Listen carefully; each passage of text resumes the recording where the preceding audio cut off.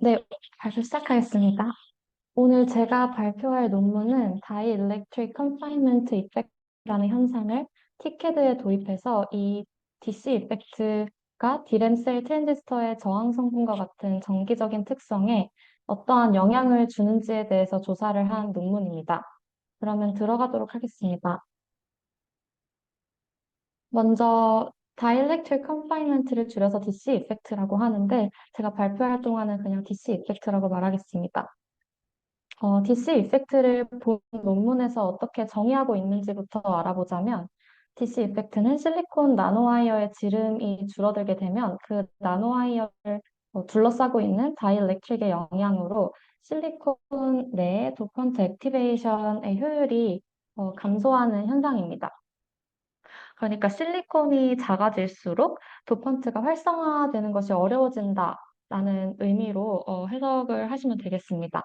DC 이펙트에 대한 설명은 조금 이따가 더 자세하게 설명을 드리도록 하겠습니다. 그래서 우선은 논문의 흐름에 대해서 브리핑을 먼저 하도록 하겠습니다. 이 디램에서 DC 이펙트를 고려해야 하는 이유를 크게 두 가지 정도로 볼 수가 있는데요. 먼저 본 논문에서는 하이 덴시티 디램으로 세들핀 트랜지스터 구조를 사용하는데 이 디램 구조에서는 캐패시터나 비트라인에 연결되는 스토리지 노드 컨택 그리고 또 비트라인 노드 컨택 근처에 실리콘 나노와이어 같은 실리콘 필러가 존재하게 됩니다. 이 컨택 부분은 일렉트리컬 레지스턴스에 영향을 주어서 D램에서 좀 중요한 성능인 라이트 리커버리 타임과 리프레시 타임과 같은 이런 성능들과 직결되게 됩니다. 그리고 D램 사이즈가 미세화됨에 따라서 이 실리콘 나노 와이어 필러 사이즈도 같이 점차 작아지게 될 것입니다. 그렇게 되면은 이 논문에서 말을 하는 DC 이펙트의 영향을 더 크게 받을 것입니다. 또한 두 번째로 이제 뒤에서 분석 결과로 나오겠지만 이 DC 이펙트는 어, 로우 K 물질일 때 더 이 DC 이펙트의 영향이 더 크게 됩니다. 그래서 하이스케일 디램은 이 워드라인과 비트라인의 파스틱 캡 값을 줄이기 위해서 이 다이일렉트릭으로 로우 K 물질을 사용하기 때문에 이 실리콘 나노 와이어 필러를 둘러싸고 있는 다이일렉트릭으로 인한 기생 저항 그리고 또 기생 뭐 캐패시턴스 성분 사이의 트레이드 오프를 이해하고 예측하는 것이 중요합니다.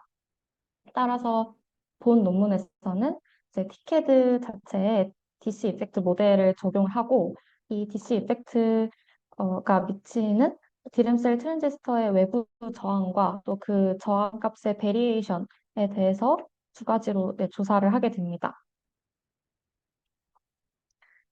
다시 돌아가서 DC 이펙트에 대한 설명을 조금 더 보완을 해보자면 아까 앞서 말씀드렸듯이 이제 실리콘 나노 와이어가 작아지면 이 실리콘 나노 와이어를 둘러싸고 있는 이 주변 다이일렉트릭에 의해서 도펀트 액티베이션이 어려워지는 현상입니다. 이제 그렇다면 이 실리콘 내에서 도펀트 액티베이션과 그다음에 다이일렉트릭은 도대체 무슨 관련이 있는지 그걸 먼저 설명을 드리도록 하겠습니다.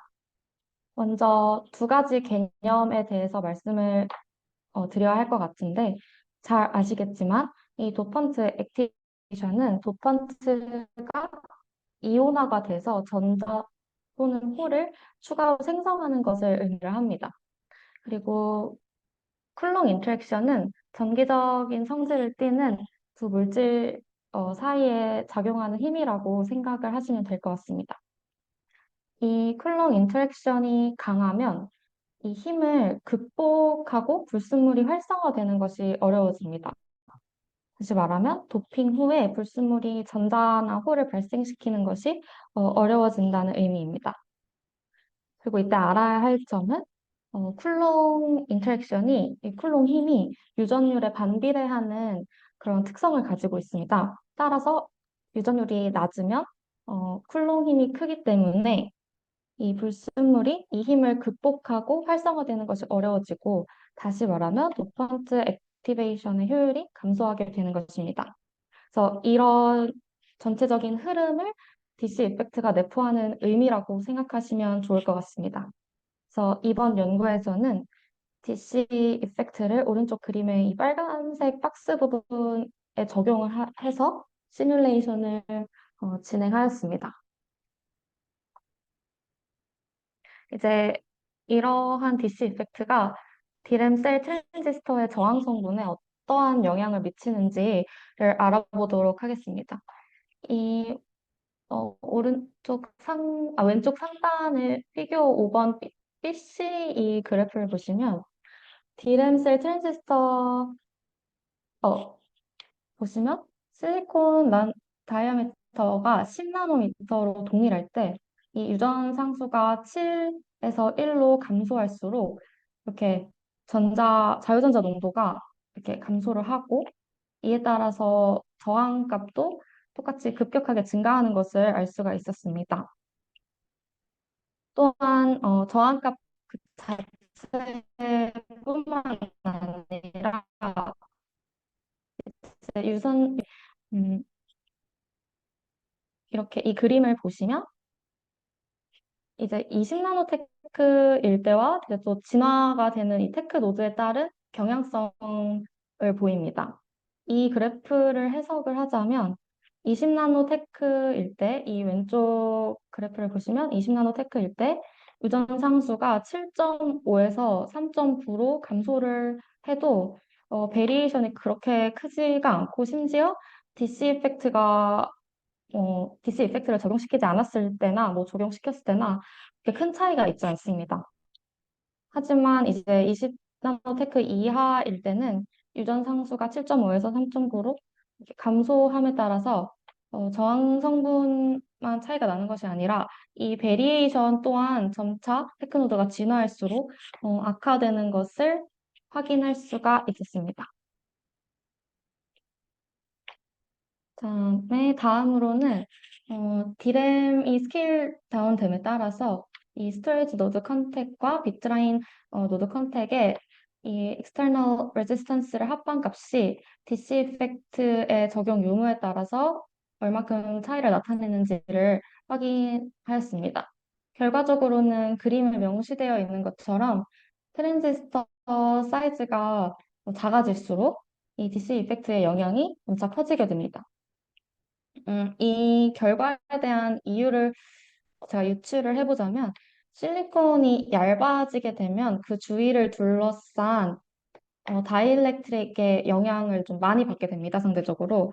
그런데 이 다이일렉트릭이 낮은 유전 상수를 가지는 경우에 DC 이펙트가 더 커지기 때문에 D램 컨택 부분의 실리콘 나노와이어 같은 경우에는 얇아질수록 그게 테크노드가 진화할수록 얇아지기 때문에 얇아질수록 DC 이펙트가 커지게 되는 것입니다.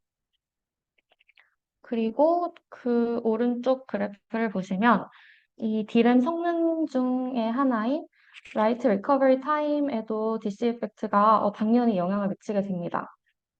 피규어 13 이 그래프에서처럼 DC 이펙트가 뭐 있을 때나 없을 때를 비교하면 이 라이트 성능도 24%가량 차이를 나타냅니다. 그래서 이러한 결과를 통해서 하이스케일드 세르핀 디램 트랜지스터 성능을 평가할 때는 DC 이펙트를 고려해야 된다는 것을 이 논문을 통해서 알 수 있었습니다. 그래서 정리를 하자면 본 논문에서는 20나노테크 이하에서 세르핀 트랜지스터의 정기적 성능에 다이엘렉트릭 컨파인먼트 DC 이펙트가 미치는 영향에 대해서 조사를 하였습니다. 그래서 실리콘 나노와이어 사이즈가 작아질수록 DC 이펙트 때문에 도펀트 액티베이션 효율이 감소하는 것을 보였으며, 다이엘렉트릭 컨스텐트가 작아질수록 DC 이펙트의 영향이 더 커지는 것을 알 수 있었습니다. 자, 결과적으로 이러한 현상들은 D램 트랜지스터의 저항 성분에도 영향을 미치는데, DC 이펙트는 저항값 그 자체도 증가를 시키지만 저항 분포도 증가를 시키는 결과를 보였습니다. 그렇기 때문에 여러 가지 공정 기술을 통해서 DC 이펙트를 완화시키는 것이 중요할 것 같습니다. 이상으로 본 논문 발표를 마치겠습니다. 감사합니다.